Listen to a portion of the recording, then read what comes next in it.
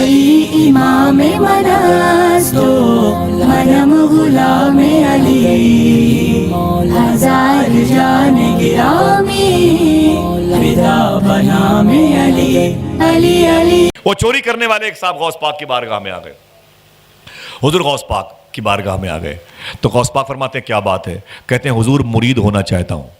کیا؟ آپ اپنے ہاتھوں کو اٹھا کے بتائیں، سب لوگ مرید ہو چکے ہیں؟ ماشاءاللہ ہو چکے ہیں؟ ہو چکے ہیں؟ نہیں ہوئے؟ اچھا ہاتھوں کو اٹھا کے بتائیں کتنے لوگ مرید نہیں ہوئے ہیں؟ جو نہیں ہوئے ہیں ٹھیک ہے، کوئی آپ کی مرضی ہے، آپ کی قسمت ہے، آپ کا حصہ جہاں رکھا ہو وہاں لے لیجئے گا، لیکن آج سے بہتر موقع آپ کو نہیں ملے گا، خدا قسم میں ذمہ دوں۔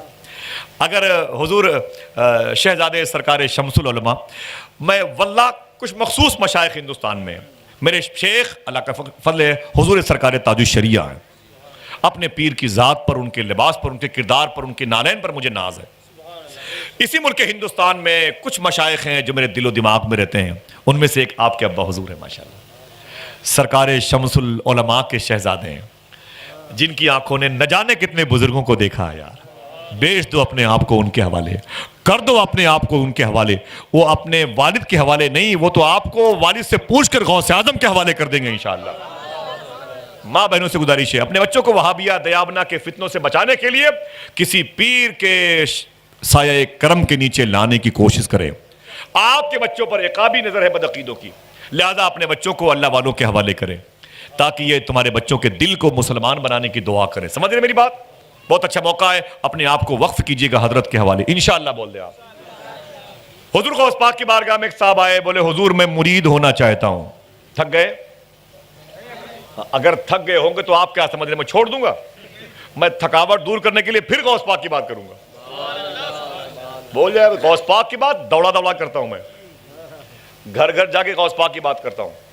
سمجھ رہے ہیں آپ اس چکر مت رہے ہیں کہ اس کے بعد میں نہیں آؤں گا تو گھر گھر سناؤں گا انشاءاللہ غوث پاک کی بات ہے، چھوڑوں گا نہیں انشاءاللہ۔ سبحان اللہ، محبت سے کہہ دو سبحان اللہ۔ اتنے اچھے لوگ ملتے کہاں ہیں بھائی؟ ملے ہیں تو دعا کرو کہ پورے لاک ڈاؤن کی جو گیپنگ تھی وہ خلا تھی پوری ہو، اس خلا کو پر کر لیا جائے، سمجھے؟ تو حضور غوث پاک کی بارگاہ میں آئے، بولے حضور میں آپ سے مرید ہونا چاہتا ہوں۔ کیا کرنے آئے تھے؟ سب نہیں بولو گے؟ مرید ہونا چاہتا ہوں۔ غوث پاک فرماتے ہیں کوئی بات نہیں، اپنا ہاتھ بڑھا۔ اس نے اپنا ہاتھ بڑھایا، غوث پاک نے اپنا ہاتھ بڑھایا۔ سنیں آپ، یہ واقعہ سید انصار القادری الجیلانی نے بیان فرمایا، یہ واقعہ واللہ بتاؤ، یہ واقعہ ان کی زبان سے، یہ غوث پاک کے بیٹے ہیں، وہ واقعہ اس واقعہ بیان فرماتے ہیں۔ کہتے ہیں غوث پاک نے اپنا ہاتھ بڑھایا، اس نے بھی اپنا ہاتھ بڑھایا، اچانک اس نے اپنا ہاتھ پیچھے کھینچ لیا۔ غوث پاک فرماتے ہیں کہ مرید نہیں ہوگا؟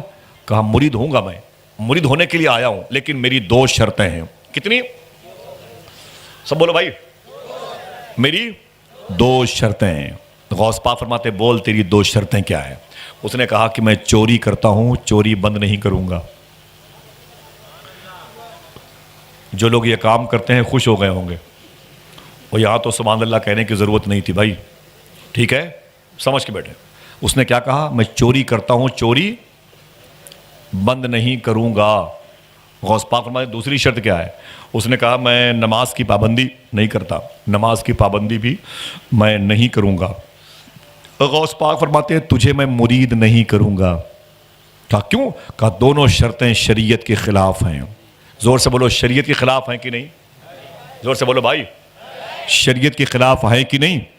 بس ٹھیک ہے، آپ تائید کیجیے گا۔ تو وہی بات غوث پاک نے کہی، شریعت کے خلاف ہے، تجھے نماز کی پابندی کرنی پڑے گی اور تجھے چوری بند کرنا پڑے گا۔ اس نے کہا حضور مرید کر لیجیے۔ لاکھوں چور و چکوں کو آپ نے سنبھالا ہے، ایک اور صحیح، ایک اور صحیح سرکار، ایک کو اسی دامن میں چھپا لیجیے۔ فرماتے نہیں، اپنی دونوں شرطیں واپس لے۔ کہا حضور یہ ایک کمینہ آدمی ہے، اس کو رکھ لیں سرکار، ایک گنہگار اور صحیح، اسی چادر میں چھپا لے، ایک گنہگار اور صحیح۔ فرماتے نہیں، میں تجھے مرید نہیں کروں گا۔ اس نے کہا آپ کو آپ کی ماں کا واسطہ، مخدومہ فاطمہ ام الخیر کی عظمت کا واسطہ، آپ کو آپ کے خدمہ کا واسطہ، شیخ کا، دادا شیخ کا واسطہ۔ غوث پاک فرماتے ہیں تیری دونوں شرطیں مجھے منظور نہیں ہیں، ہاں اگر تو مجھ سے مرید ہونا چاہتا ہے تو ایک شرط میری بھی ہے۔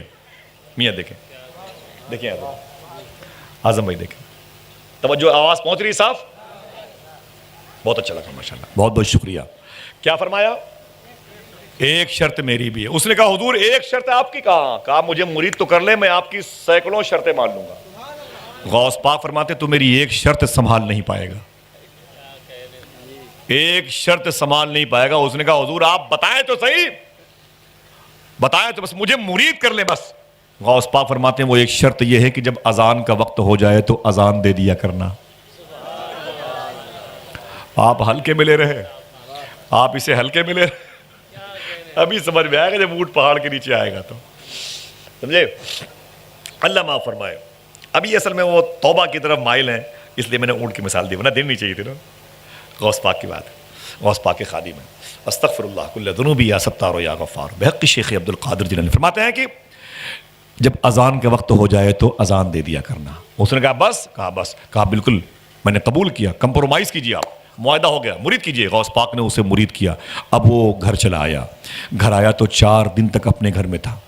جیسے ہی محلے کی مسجد سے اذان کی آواز سنتا اپنے بھی گھر میں اٹھ جاتا، جلدی سے وضو کرتا اور اذان دیتا اور پھر چارپائی پہ سو جاتا. چوتھے دن بیوی نے کہا دماغ خراب ہے کیا تمہارا؟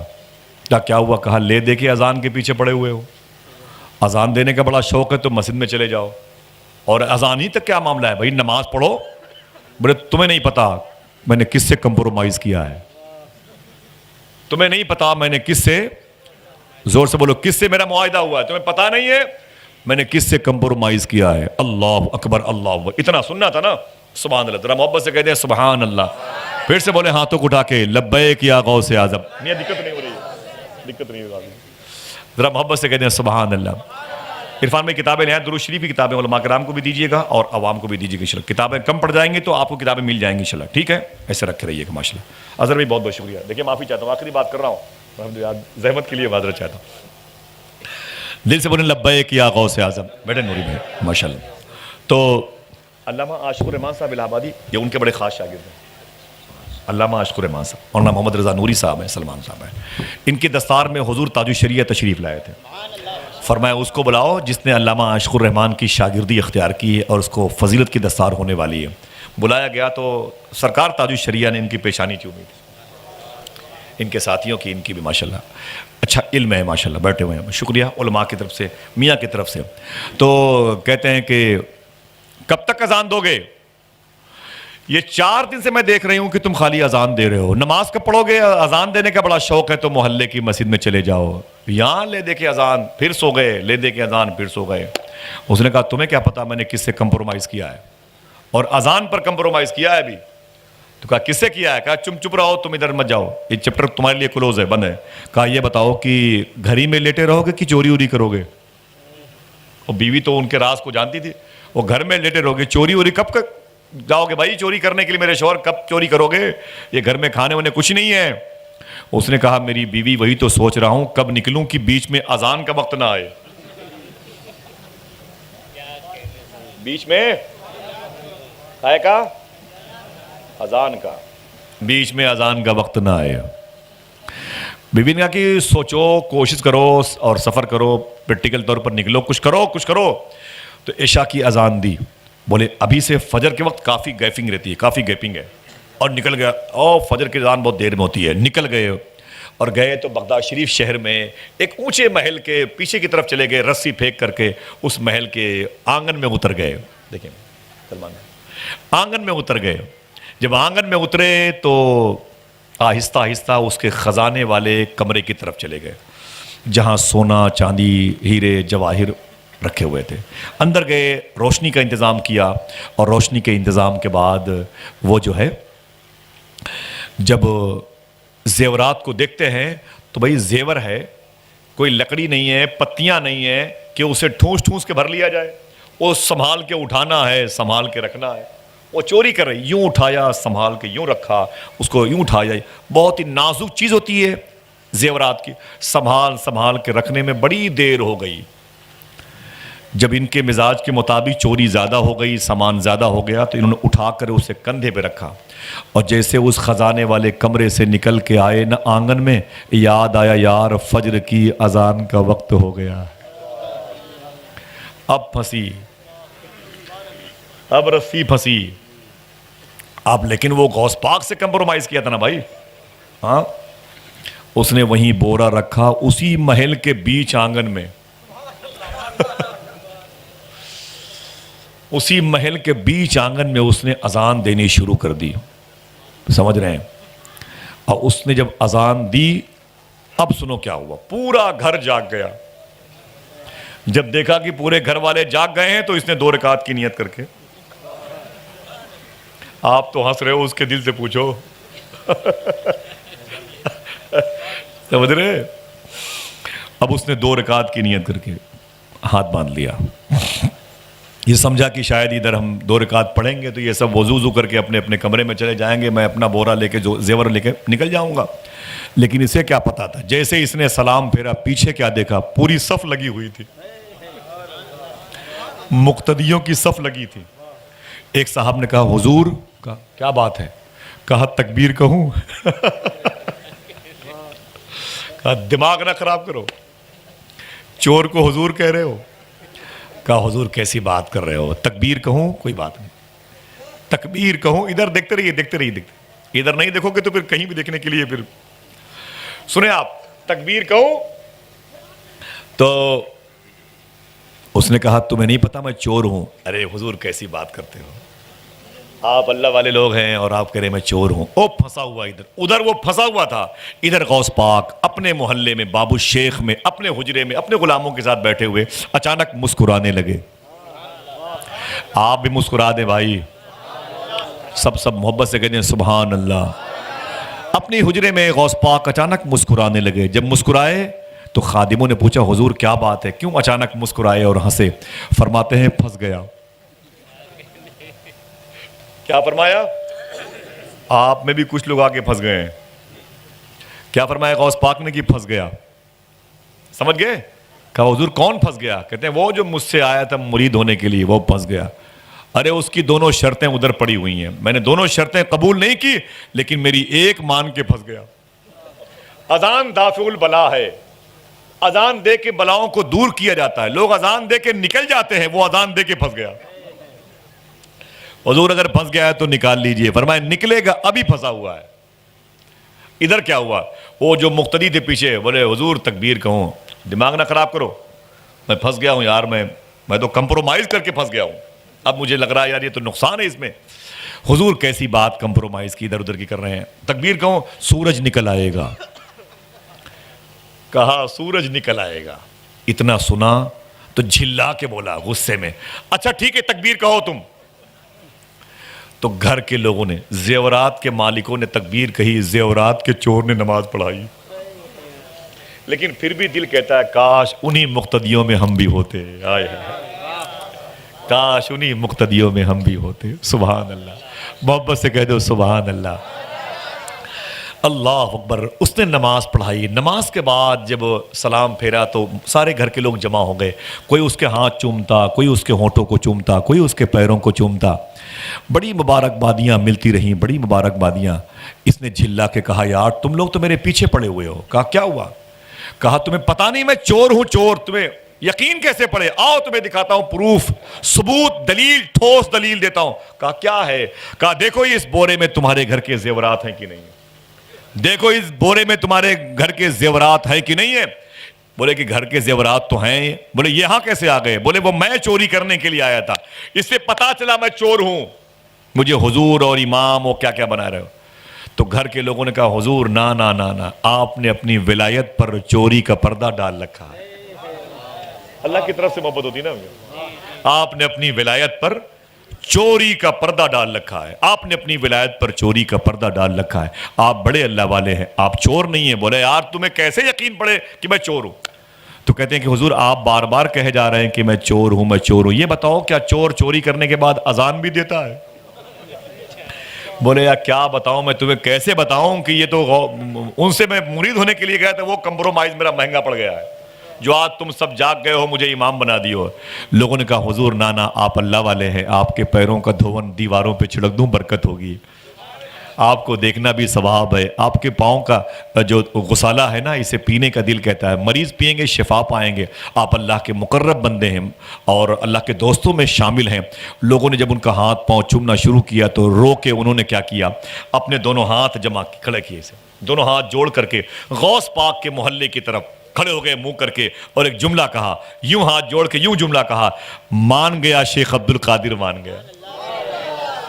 ہاتھوں کو اٹھا کے بولو، کیا کہا؟ مان گیا شیخ عبد القادر مان گیا، مان گیا شیخ عبد القادر مان گیا، مان گیا شیخ عبد القادر مان گیا۔ ایک دن فجر کی نماز پڑھی ہے تو اتنے لوگوں نے میرا احترام کیا ہے، اگر 5 وقت نماز کی پابندی کروں گا پورا شہر میرا احترام کرتا ہوا نظر آئے گا۔ ہائے ہائے سبحان اللہ۔ ایک نعرہ آپ لگائیں، آپ میں سے کوئی لگائے غوث پاک کی محبت میں؟ ماشاءاللہ ہے کوئی؟ زندہ باد۔ بچوں کے اندر یہ جذبہ ہے؟ ماشاءاللہ، بہت بہت شکریہ۔ بچوں کے اندر یہ جذبہ ہے نعرہ لگانے کا؟ کوئی ہے؟ اگلے سال نعرہ لگانے والے کو بلا لیا کرو بھائی، 3 شاعر 2 مقرر 1 اناؤنسر 1 لگانے والا نعرہ، سمجھے؟ ہاں لگوایا، بلا لو بھائی۔ ایک نعرہ کوئی اور لگائے محبت کے ساتھ، میں دیکھوں گا بھائی۔ ماشاءاللہ، بہت بہت شکریہ، بہت بہت شکریہ، بہت بہت شکریہ۔ یہ کس کا عرس ہے کہ ذات کی جلوہ نمائی ہے، کہ جس کا نام سنتے ہی نبی کی یاد آئی ہے۔ مصیبت میں جہاں سوچا تجھے آواز دوں آقا، میری آواز سے پہلے تیری آواز آئی ہے۔ میری آواز سے پہلے، اونچے بولے، میری آواز سے پہلے تیری آواز آئی ہے۔ حضور غوث پاک کی محبت کے لیے ایک چیز شرط ہے، کیا؟ ایک چیز شرط ہے۔ کسی نے پوچھا، یا شیخ عبد القادر آپ کی محبت میرے دل میں کیسے ہو؟ فرماتے ہیں جس کے دل میں میری محبت ہوگی اس سے غیبت سے الرجی ہوگی۔